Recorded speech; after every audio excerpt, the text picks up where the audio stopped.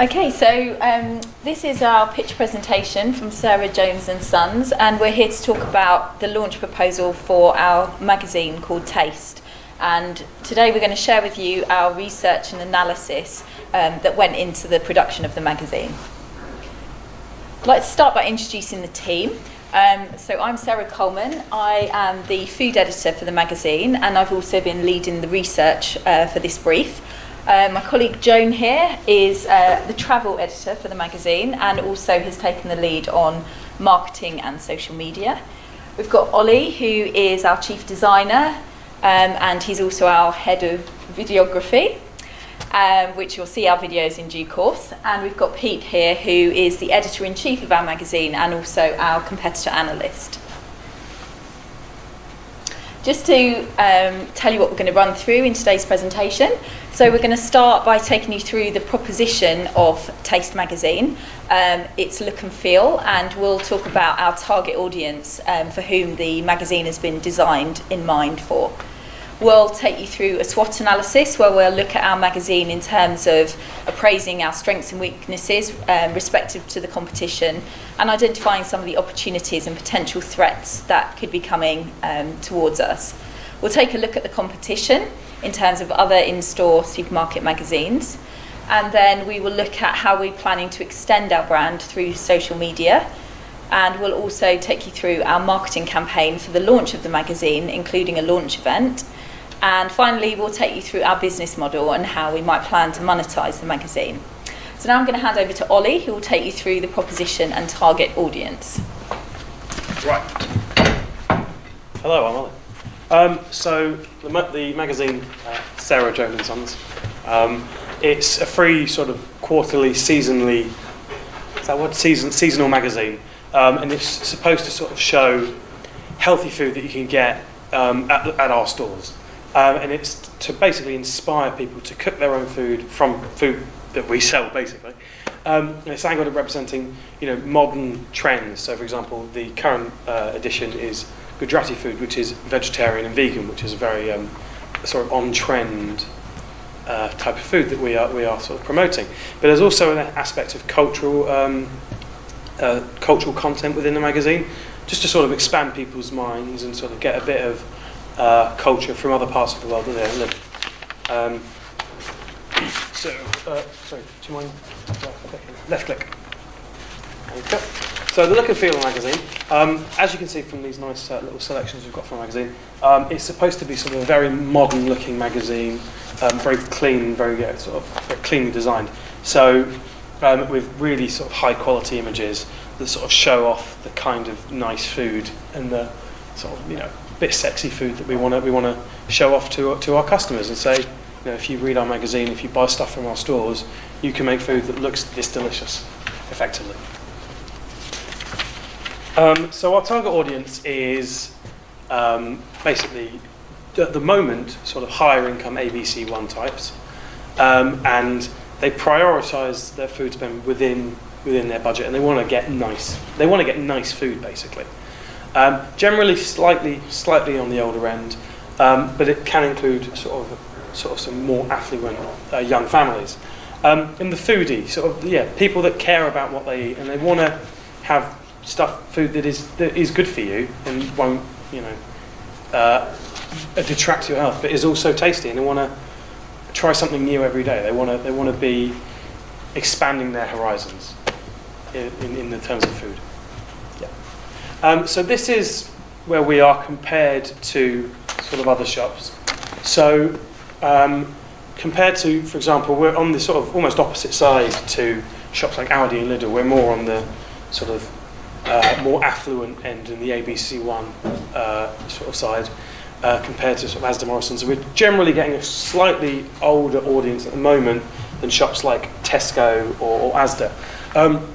But we are aiming slightly sort of younger than a Waitrose or an M&S, just so we can make sure that obviously if we don't expand to a younger audience, it means that to a younger market, when those older people aren't with us anymore, we won't have a younger audience to appeal to, and we've got to make sure that there is a continuing market for the people we're trying to sell to. We've got to make sure that market maintains and expands.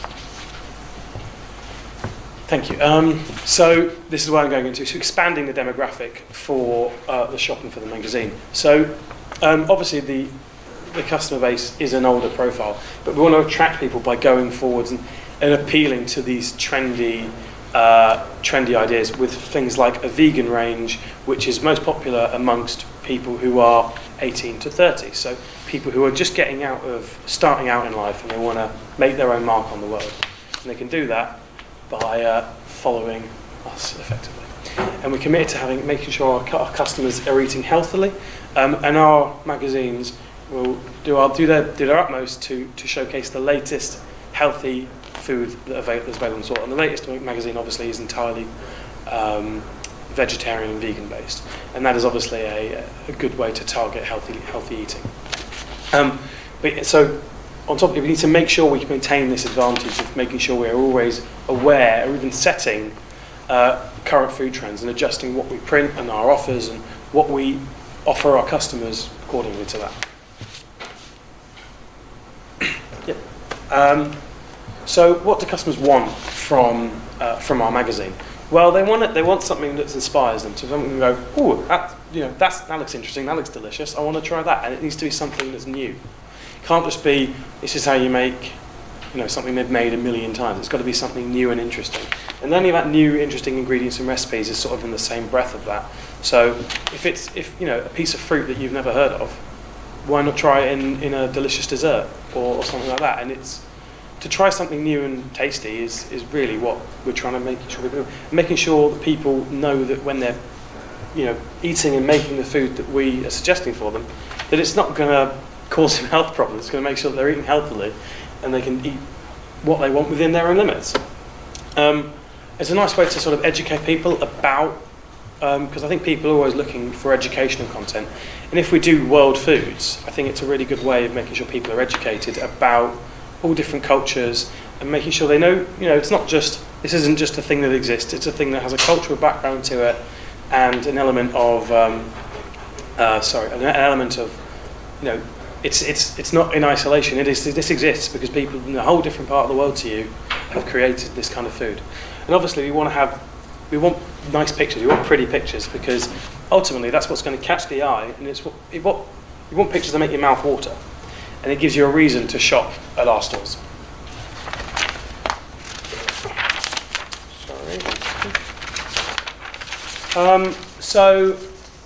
Just a sort of what do they look for in the magazines?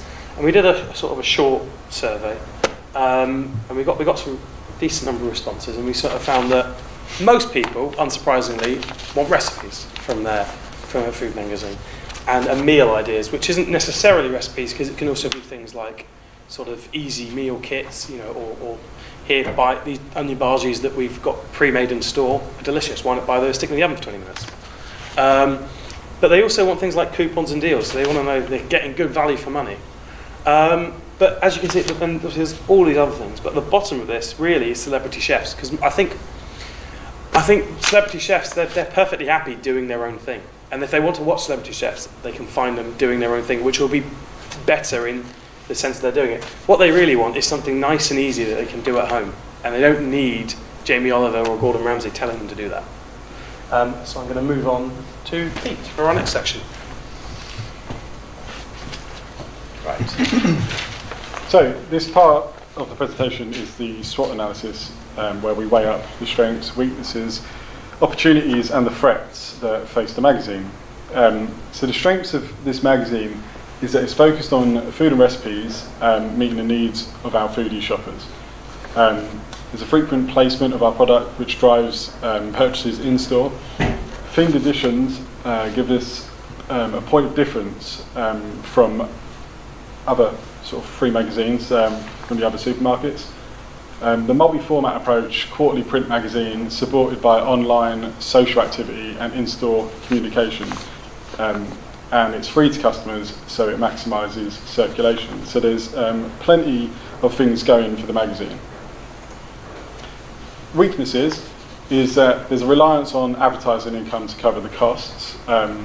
Quarterly, whereas most competitors release monthly, which is something that potentially we could look into if it's a success.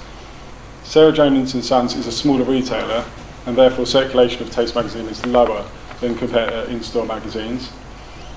And our magazine is similar to those produced by other retailers, so we're trying to find ways that we can innovate and make it unique, but it's a very saturated market, so there is a lot of similarity, so it's hard to maintain constant innovation. The opportunities for the magazine is that it's digital, so it allows us to attract a younger demographic, embedding content through social media channels. It's like one of our initiatives is to reach out to younger audiences, so the magazine allows us to do that by having this digital platform. In-store events to bring the brand to life. Foster loyalty through creation of Sarah Joan & Sons loyalty club scheme. Market research to understand what our customers really want, expect from our magazine. And the magazine gives us an opportunity to engage directly with our customers outside of our stores. And the threats that we have are the decline in magazine readership in general. It can be a tough sell because people aren't necessarily reading magazines, but that's not to say when something is free that they don't want to pick up something that's purely visual, which is why this has a visual focus. Reduced advertising revenues, that is sort of one of the concerns, is that in itself is something that we would have to consider, is procuring these new opportunities. Market saturation, as I mentioned, we're competing against other supermarkets, some of which will be much greater, larger companies than ours, so it's hard to remain competitive. And difficult to differentiate versus other in-store magazines, and challenge to produce unique content. So by keeping this going quarterly, the reason that we've done that is so that we can distinguish them seasonally, and that we can maintain that we can stay competitive, because it can be quite difficult if you do things monthly to sort of like give it that edge. So this is the competition of in-store magazines. So this is our spring edition, and then we have other magazines from Tesco, Sainsbury's, Asda, Waitrose and Morrison's. And this is the current circulation numbers for the largest supermarkets and our direct competition. And as you can see, most of them are free, except for Sainsbury's, which is £2.50. So most of them are relying on that advertising. So we know that the model, from a business point of view, works.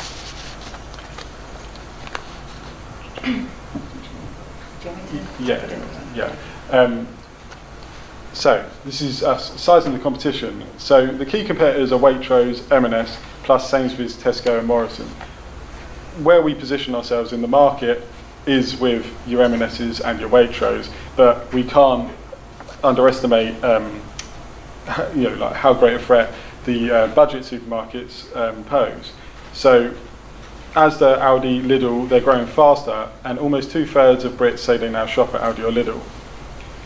All the supermarkets are taking active strides into new healthy eating ranges, and many have their own ranges of vegan, free from and alternative diets. So they're all sort of part of this, and this sector is rapidly growing. And you can see, just if you just sort of at a glance at supermarkets, the presence of not just vegan stuff, but all different dietary requirements is now becoming visually apparent. So therefore we must maintain brand identity and integrity while we pursue these opportunities, continue to represent our core demographic, commit to widen our audience by attracting young shoppers, and make sure that we're constantly innovating. And this pie chart just illustrates the current market as it stands. That's over to Jane.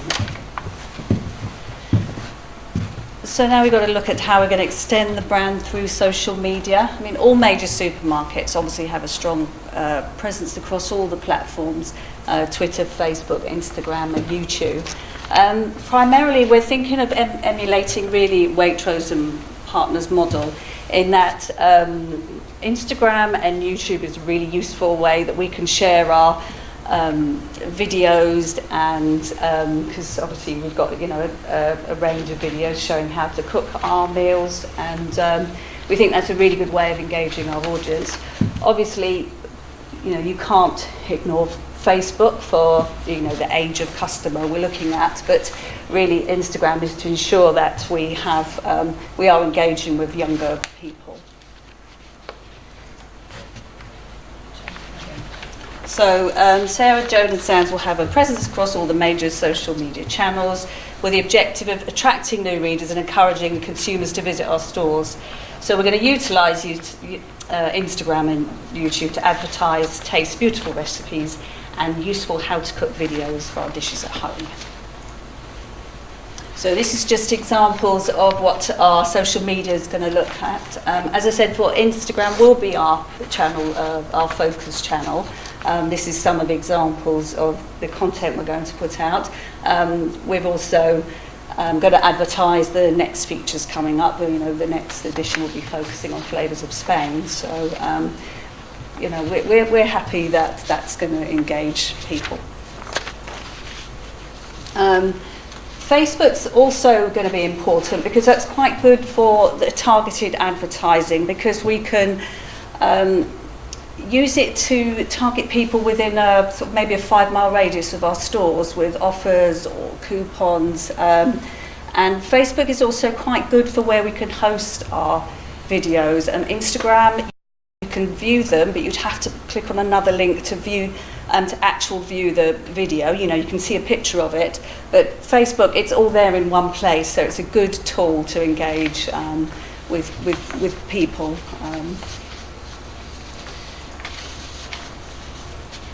So this is, we're intending to do a 360-degree marketing campaign as such. We're going to make sure we cover... Okay. We're going to cover, obviously, so we've got our print magazine. It's going to be available online. We're going to have an email campaign to publicise the magazine. We've covered social media. There's going to be, obviously, point-of-sale material in store. We're going to have some in-store events. I'll speak a little bit more about that at the launch part. Obviously, we've got our website that you'll be able to view our recipes. And also, it's important not to forget direct mail. It's a good way of actually sending vouchers to our customers so that they can use in store. And it's helping to obviously ensure our brand loyalty as well.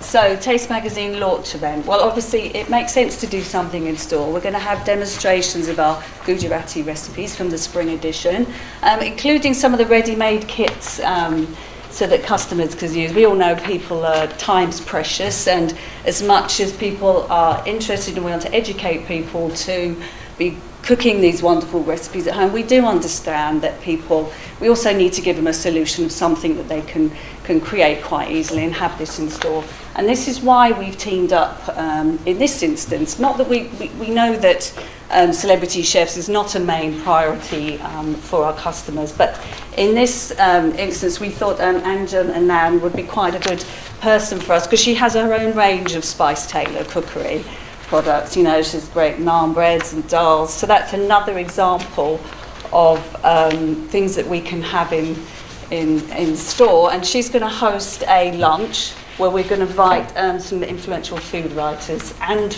Indian food suppliers, just to celebrate the launch of the magazine. That's going to take in central London, and we're really happy that she's going to join us at that. The slide's really buildy, so can you drive for me? Right, so moving on to the business model for our magazine. So supermarket magazines fall into the category of customer magazines. So these sort of started life with the likes of BA High Life, so the in-flight magazines. So in that sense, they've existed for a long time. But for supermarkets, they really gained traction in the 90s. The advantage these type of magazines have is that you've got your own distribution network, so we can place our magazine at the checkout and we don't have to get them to news agents, which obviously is a declining channel, so we haven't got that sort of challenge that a lot of independent magazines have. Generally speaking, customer magazines are free or competitively priced, and part of the reason for that is the fact that it's kind of acknowledged that in these magazines we're going to be promoting our brands and our suppliers, and that's kind of seen as acceptable by consumers if that magazine is free. And generally speaking, customer magazines are backed by websites and social media, which, as you've seen, we're planning to do with our Taste magazine. So the business model, essentially how most of these magazines work, as we saw in a few slides ago, is that the supermarkets actually engage in a separate publishing house to actually publish these magazines on their behalf and create a media for them. So you'll have noticed in the slide about the other supermarket magazines, Hearst, for example, produce Asda's Good Living magazine for them, and they curate that on Asda's behalf. So that's kind of how it works. On to the next one, thank you. So in terms of how we'll monetize it, if we break it down into kind of sources of revenue and the costs that we need to cover, so our main source of revenue is going to be advertising, and that would include branded content and advertorials by working with some of our sort of key suppliers. Obviously, in some instances, like with Sainsbury's magazine, you'll also have a revenue stream through the cover price. We could potentially expand into events to extend what we do, although it's quite tricky to charge for something if it's sort of taking place in the store. But of course, what we are hoping is that we'll see an increase in sales from those products which are endorsed and featured in the magazine. In terms of the charging, not charging debate, from our survey, we know that 78% of shoppers are not prepared to pay for in-store supermarket magazines, and if we did charge for the magazine, then we know that we'll have higher expectations. In some ways, it feels like a bit of a contradiction to charge when it's actually known that you're primarily trying to sell something, you're primarily doing it for content marketing. So we don't think that our advice would really be considered impartial. Also, if we charge for the magazine, we're then broadening our competitive set, and we would then need to compete with magazines like BBC Good Food, Olive, Delicious, which are all really established and have huge marketing budgets. So really the only successful example of a retailer that has done this is Sainsbury's, and that is a much bigger retailer. We think we could charge for some exclusive content online, but this is potentially quite a limited opportunity just because of the sheer volume of free content that there is out there. Why would people want to pay or be willing to pay for content behind a paywall that's on our website when they know, that we're trying to sort of push our own products? In terms of the costs that we've got to cover, as I mentioned, our distribution costs are quite minimal because we'll use our network of stores to distribute our magazine. But of course, we need to cover the costs of printing and editorial and marketing, whether we do that in-house or with a third party. So I think we need to just be really clear on what we want the magazine to achieve. So we need to offer some rewards to our customers for shopping at our stores. So for example, vouchers. We need to surprise and delight our customers with really relevant content, thinking about our target audience. And primarily, we need and want to encourage purchase through those products that we're featuring and advertising within the magazine. So to summarise our presentation today, Taste Magazine is really targeting the foodie shopper. It's aiming to showcase the range of food available at Sarah Joan & Sons, and it's really designed with our target audience in mind, and will be one of a number of tools that we'll use to try and expand that demographic beyond where it currently sits. Our magazine is free, and we plan that it will stay that way. We're primarily planning to use it as a tool to drive sales and engage customers, and in doing so, drive loyalty and spend. Our themed editions are a little bit different, and so hopefully that will give us some standout versus other supermarket magazines. And we've planned a 360-degree approach to marketing to cover all channels to maximise awareness of both the magazine, the new magazine, but also to increase the reach of our stores. We've planned a launch event to create some excitement and engagement around the magazine launch and give us something to talk about. And we will extend the brand via social, focusing, as we've said, on Instagram, Facebook and YouTube. Okay, I think that's everything we have to cover. So do you have any questions for us? Thank you very much. How long was that? That was 15. That was 25 minutes. Very good. That was... I count that as... Okay. Good. Question.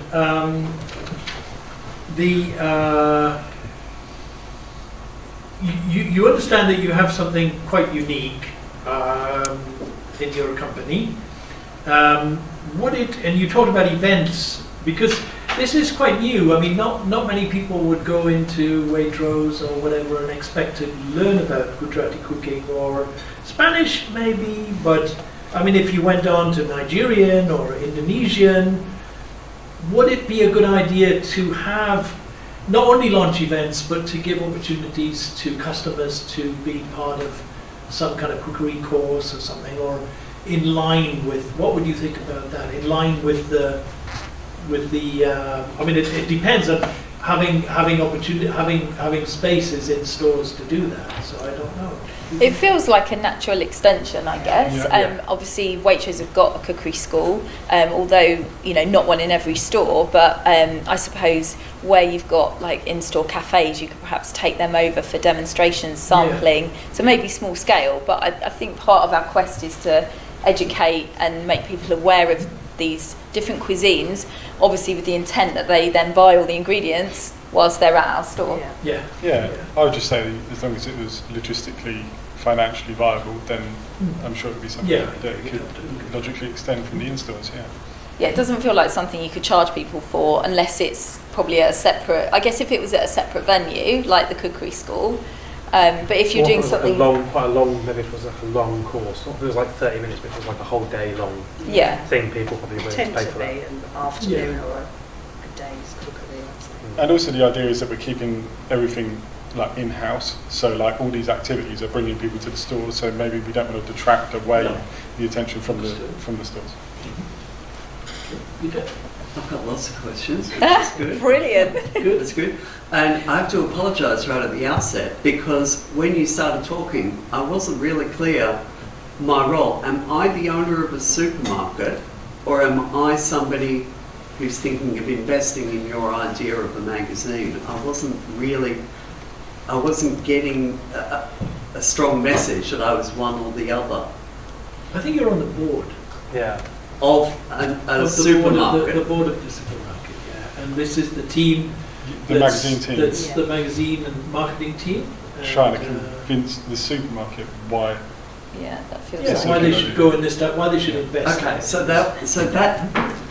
what sort of brought that up right at the start was the initial branding, which I saw as being Sarah Joan and Sons, and I saw that in the presentation as Sarah Joan and Sons, and then SJ and S, and then I thought, is that the name of the magazine? And then realised, no, it's called The magazine's Taste Magazine. Taste Magazine. But it was sort of, it was diluting the brand a bit in sort of giving yourselves a name, but calling the magazine by a different name. So that was sort of a little distracting. But if I was the supermarket, of course, it's not so much of a problem, because it would be You'd know that. Asda Taste or something. Yeah.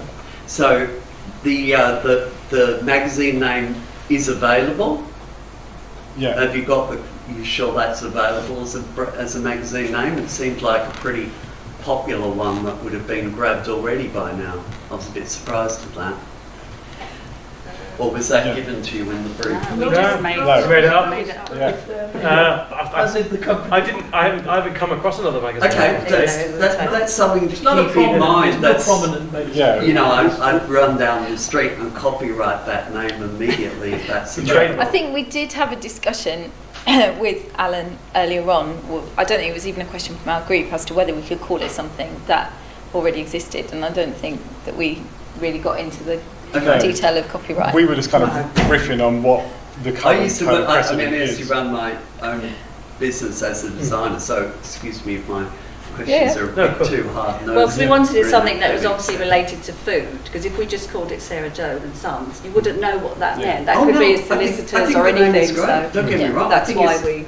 I think your name is Yeah. absolutely fantastic, but it is something that is you consider. The target audience is 35 to 65, more ABC1 or less ABC1.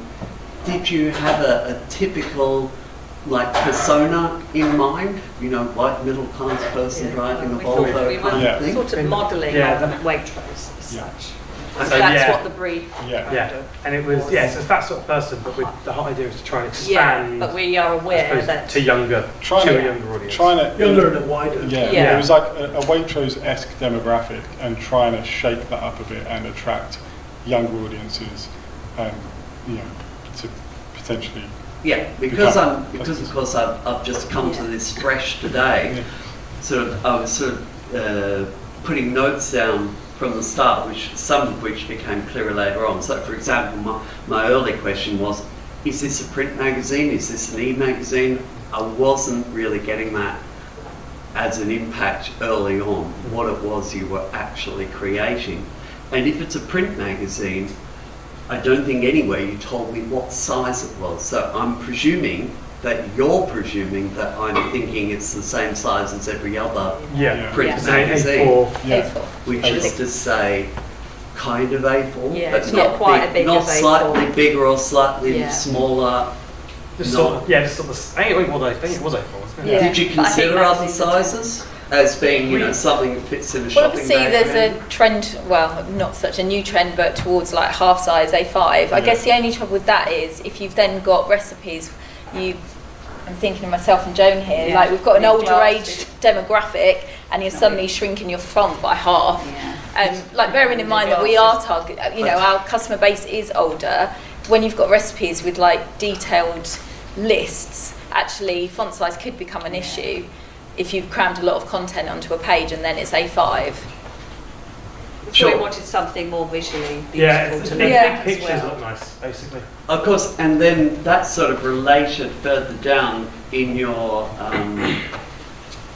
where you talk about it then towards the end, you were talking about what you're going to produce, and it was a lot of things. It was web, print, e-magazine, social media. So you're actually producing quite a wide range of publications there, not just Yeah, it's a print magazine. Yeah. And my question is, why no app? Why did you not produce an app? wine shop. I'll move it. An app is incredibly expensive, expensive to develop, and the amount of what you get from an app, the amount of traffic you actually get, is minimal when you can just have a mobile website. Because a mobile website is pretty much equally as going on the website, and if it's well designed, it's almost equally as useful as an app. And the amount of money that goes into creating an app is extortionate. So yeah, that's why I'd say that. As someone who's designed apps, Yeah. they can be very expensive. What I was thinking about really was the valuable data that I'd be able to get from the app. So I'd be always gathering important information about You can shoppers' can habits. get that information from a website. Yeah. You can. We do get some of that from our Facebook. Anyway. Anyway. sites. We can no, I agree. also- So anyway, No, I we did consider an app, Yeah. but just thought it was too expensive. Yeah. So, okay.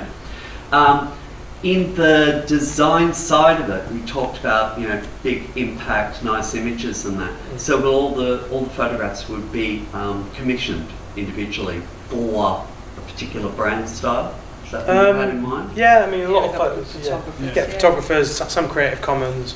If you happen to find something that is very good, so for the version we made for the assignment, it was almost entirely Creative Commons because obviously we don't have. Oh yeah, Yeah, we're not I understand. photographers. You can't Yeah. you can't go out. This is an academic Yeah. exercise. Yeah. But I was just going to suggest that if you're talking about a commercial magazine and it's got high impact visuals, you'd have to think about the cost of commissioning Yeah.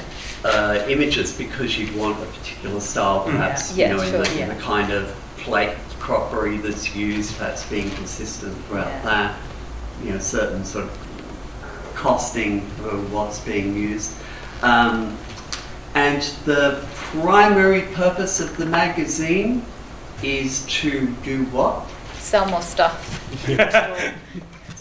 It is to sell more of the supermarket's goods. Essentially, Yeah. yeah. To drive, Yeah. to And drive sales.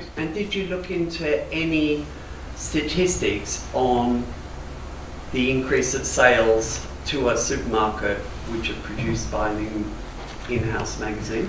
I don't There know was whether a such case. thing There's would even be available, a but- case study from the publishers of the Waitrose food magazine, and it's not explicit, but it talks about how it's driven purchasing particularly. So they segment their customers into gold, silver, bronze, and it talks about the impact that it's had on those different groups. So I don't think that stuff's easily available unless you're working at one of those supermarkets. Yeah. For academic purposes, I would have been tempted to just make it up because I couldn't. I imagine that would be extremely commercially sensitive. Sure. Nevertheless, But I think there must be something in it, or else they wouldn't have. Otherwise, they wouldn't do it. I agree. I agree. The only reason why you have an in-house magazine at all is because of the amount of extra sales that they make, and your magazine might cost millions of pounds to produce, but if it sells gazillions of pounds worth of goods, who cares? Go out and even get like the when there's events photographers and in the world. Valentine's Day or Christmas, and you could say you can buy your Heston Blumenthal Yeah, pudding, absolutely. that alone. Those were well good. So that So mainly, we saw it as a marketing tool. And as that's a means to essentially. proliferate the brand. Yeah. difficult to differentiate versus other in-store magazines. It would be the only in-store magazine, presumably. Well, yeah, obviously. Well, in our Talking stores. about- Yeah, but obviously compared to Waitrose Asda, magazine. Tesco, Just So- general.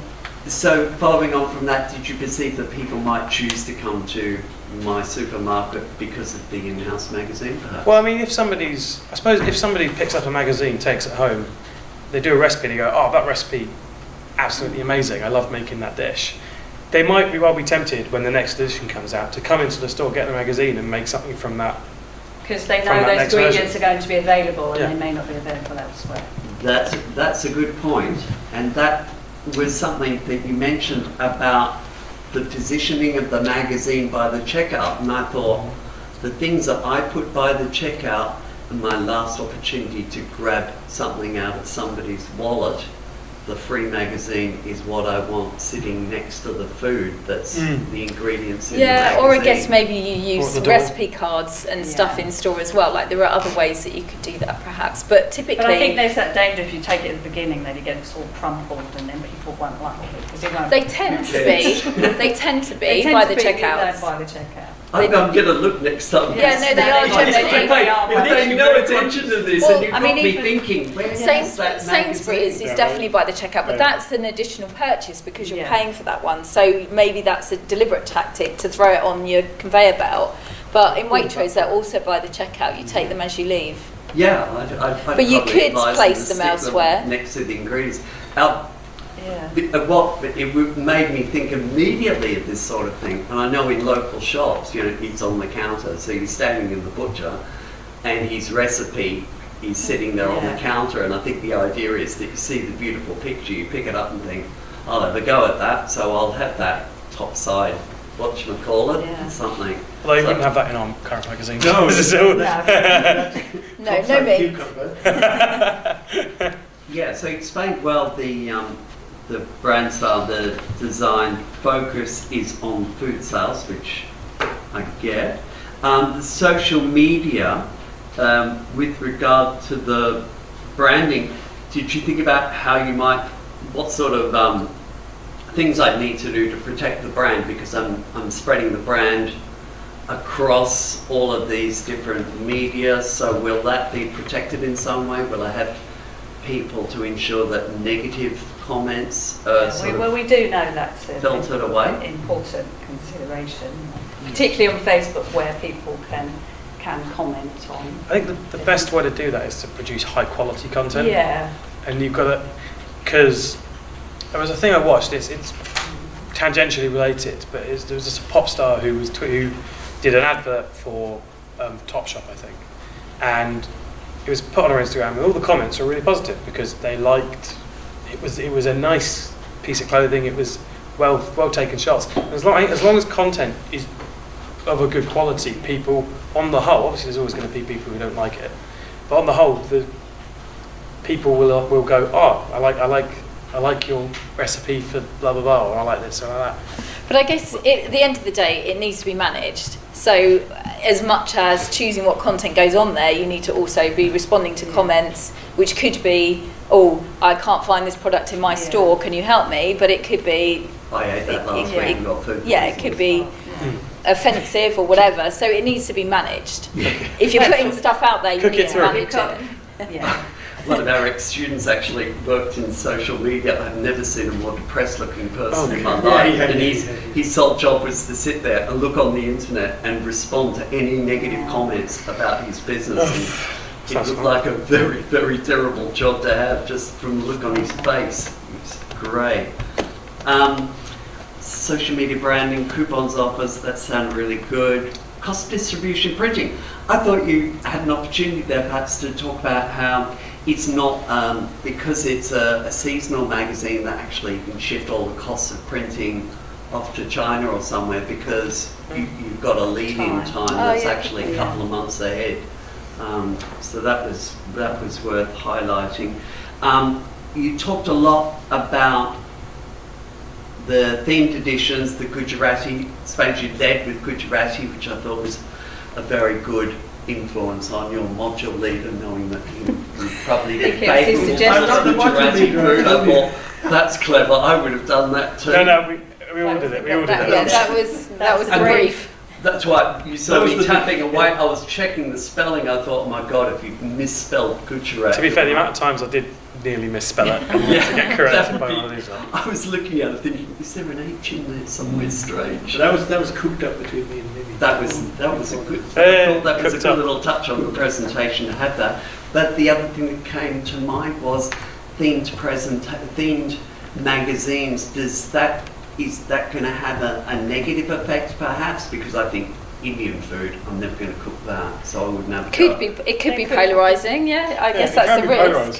But that's why we chose that's why we said we'd do something different, like Spain the following season, because you've got a mixture of meat you've got quite a varied thing. But there's only a maximum of 4 magazines per year. And I was thinking, you didn't mention non-themed. Is that because they're all going to be themed? The brief was themed, so that was like part of the brief. Yeah. That was the initial kind of get it off the ground, and then obviously I think as good as you did talk about, well, we'd rethink it, we'd look at it, in terms of trying to monetize it and measure the metrics of whether it was building the ingredient sales. And also, there's no harm in revisiting or slightly revisiting things a year down the line or whatever, because we've had enough of. We've run out of.